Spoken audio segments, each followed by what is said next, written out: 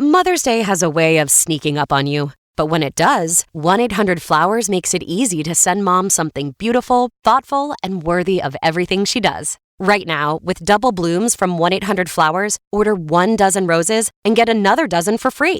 It's a bigger gesture with fresh, beautiful flowers arranged to make Mother's Day feel as special as she is. Make Mother's Day feel bigger with double blooms at 1-800-Flowers.com/podcast. That's 1-800-Flowers.com/podcast. Hey listeners, this is Peter and welcome back to the History Shorts. Today's episode is brought to you by the Podcast Republic, your ultimate listening app. Discover and subscribe to thousands of podcasts from around the world. Download Podcast Republic today, available on Google Play and the Apple App Store. Today on History Shorts. In the Black Hills of South Dakota, workers are carving a mountain into the likeness of a man. They have been doing this since 1948. The man they are carving never allowed himself to be photographed. He resisted for his entire life any attempt by outsiders to define, contain, or monument him. And the mountain being carved in his honor sits on a land that the United States government took from his people in violation of a treaty. Land that the Lakota Nation has never agreed to sell in the first place, and that the Supreme Court of the United States has formally acknowledged was stolen.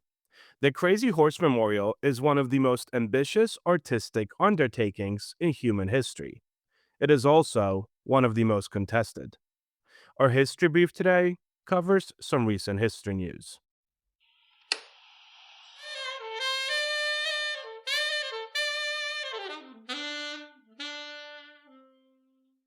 A quick word from our sponsors. Support for the show comes from Public, the investing platform for those who take it seriously. On Public, you can build a multi-asset portfolio of stocks, bonds, options, crypto, and now generated assets, which allow you to turn any idea into an investable index with AI. It all starts with your prompt. From renewable energy companies with high free cash flow to semiconductor suppliers growing revenue over 20% year over year, you can literally type any prompt and put the AI to work. It screens thousands of stocks, builds a one-of-a-kind index, and lets you backtest it against the S&P 500. Then you can invest in a few clicks. Generated assets are like ETFs with infinite possibilities, completely customizable and based on your thesis, not someone else's. Go to public.com/podcast and earn an uncapped 1% bonus when you transfer your portfolio. That's public.com/podcast. Paid for by Public Investing. Brokerage services by Open to the Public Investing Inc. Member FINRA and SIPC. Advisory services by Public Advisors LLC, SEC registered advisor. Generated assets is an interactive analysis tool. Output is for informational purposes only and is not an investment recommendation or advice. Complete disclosures available at public.com/disclosures. This day in history. On May 4th, 1970, National Guard troops opened fire on student protesters at Kent State University in Ohio, killing 4 and wounding 9. The incident became a defining moment of domestic unrest during the Vietnam War. On May 4th, 1904, the United States began construction of the Panama Canal after taking over the project from the French, launching one of the most ambitious engineering feats in history.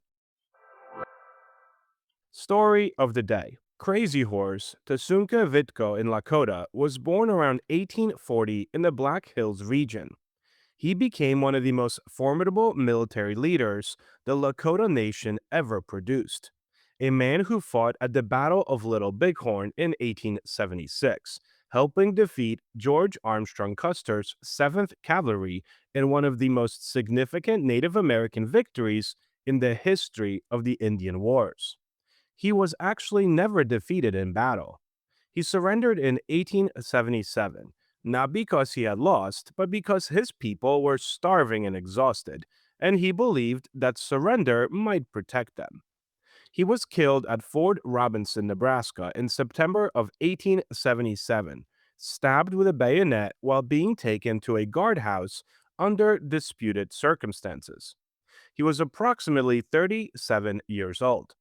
He left behind no confirmed photographs, no written words, no authorized likeness of any kind.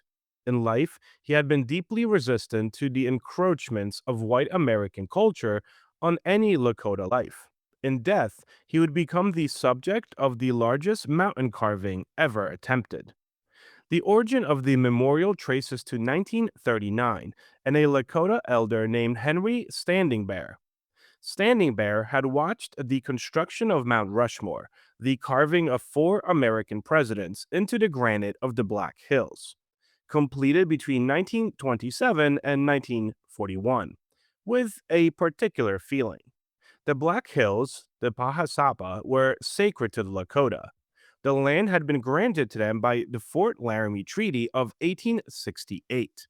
When gold was discovered there in 1870s, the United States government simply took the land, a seizure so legally indefensible that in 1980, the Supreme Court ruled it an unconstitutional taking and awarded the Lakota Nation $105 million in compensation.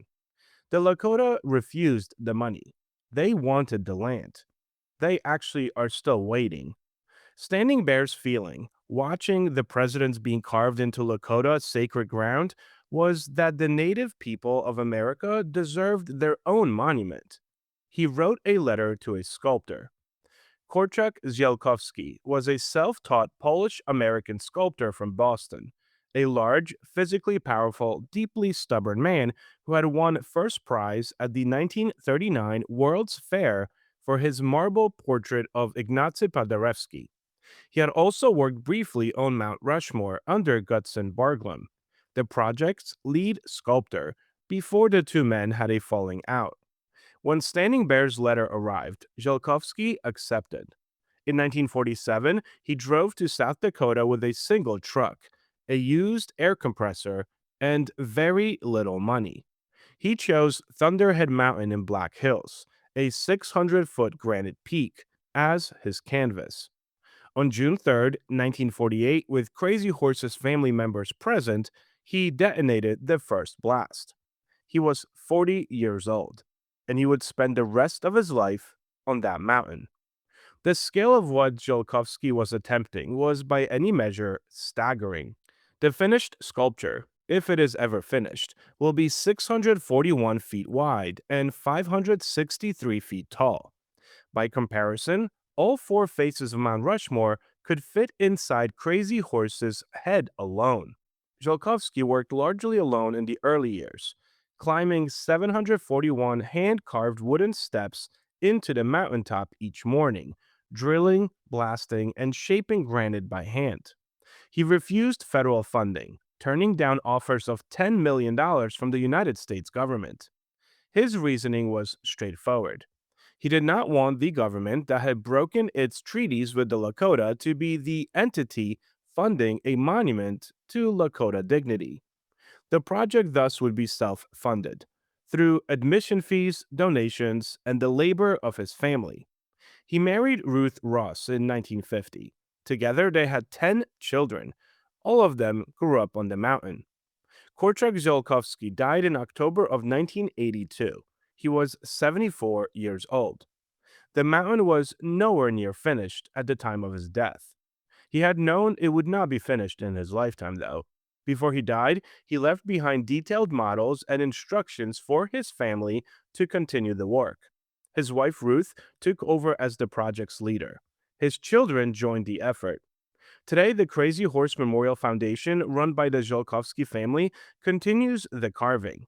The face of Crazy Horse was completed and dedicated in 1998, 50 years after the first blast. The outstretched arm is partially visible. The horse's head remains largely uncarved, however. At the current pace of work, completion is estimated to be generations away, if it ever comes to it at all. Here is where the story asks something more of us than simple admiration. The controversy surrounding the Crazy Horse Memorial is real and deserves to be heard. Many Lakota people have expressed deep ambivalence and, in some cases, outright opposition to the project. The objections come from several directions. Thunderhead Mountain is in the Black Hills, land that the Lakota consider sacred and have never legally ceded. Carving it, some argue, is itself an act of desecration, regardless of who is being depicted. Others question whether Crazy Horse, who in his lifetime resisted all attempts to define him, would have wanted a 563-foot granite likeness of himself carved into his people's sacred landscape by a non native family. The Ziolkowski family has maintained a relationship with some members of the Lakota community, and Native American educational and cultural programs are part of the memorial's mission. But the broader Lakota Nation has never formally endorsed the project, and that fact sits alongside everything else the memorial represents. The Crazy Horse Memorial is not finished. It may actually not be finished within the lifetime of anyone alive today. It is, in a strange way, a monument not only to Crazy Horse, but to the particular American belief that an act of will, sustained across generations, can carve meaning out of granite. Whether that belief is inspiring or troubling, or both, may depend on where you yourself stand. The History Brief. Today on History News, we're tackling a fascinating idea that challenges one of the most common assumptions about our species, that human evolution has basically stopped. Because, well, it hasn't. According to reporting from the Smithsonian Magazine, a massive new genetic study suggests that humans are still evolving and in measurable ways. In fact, natural selection has continued shaping our DNA over the past 10,000 years, right up to the present. The study analyzed genetic data from thousands of ancient human remains alongside modern DNA, allowing scientists to track how specific genes have increased or decreased over time. And what they found was striking. Nearly 500 genetic variants show clear signs of natural selection. Among them are genes linked to traits you might not expect to be part of an ongoing evolutionary story, like red hair, lighter skin, and even a reduced likelihood of male pattern baldness. In other words, evolution isn't just something that happens in a distant past, it's still shaping how humans look and function today. So, why these traits? In some cases, scientists think the answer lies in environment. For example, genes linked to the lighter skin and red hair may have been favored in regions with less sunlight, helping people produce more vitamin D in northern climates. Other changes are tied to health. The study found shifts in genes related to disease resistance, metabolism, and even conditions like arthritis or immune disorders, suggesting that as human lifestyles changed, so did the pressures of our biology. And I guess that's the key. For a long time, scientists believed that human evolution had largely slowed or even stopped after the rise of agriculture about 10,000 years ago. The assumption was that technology and culture had replaced natural selection as the main drivers of human change. But this new research flips that idea. Instead, it suggests that the transition from hunter gatherer societies to farming communities may have actually accelerated evolution, introducing new diets, new diseases, and new environmental pressures that reshaped our genes. Even more intriguing, some of the genes that increased over time are linked to conditions we think of as negative today, like the autoimmune diseases. Researchers believe these traits may have offered advantages in the past, perhaps by boosting resistance to infections in crowded early farming populations. So, what does all this mean? Well, I guess it means evolution isn't a finished story. Thank you so much for spending some time with me today and helping make this little show such a mighty success. If you are enjoying this show and would like to help with its production, you can always donate a few dollars at buymeacoffee.com or become a Patreon member to enjoy these episodes ad free. Both of those links can be found on our website at www.historyshortspodcast.com. I also hope you guys check out our new YouTube channel where we have different series that are not part of this main feed. Have a great rest of your day, and I will talk to you all again tomorrow.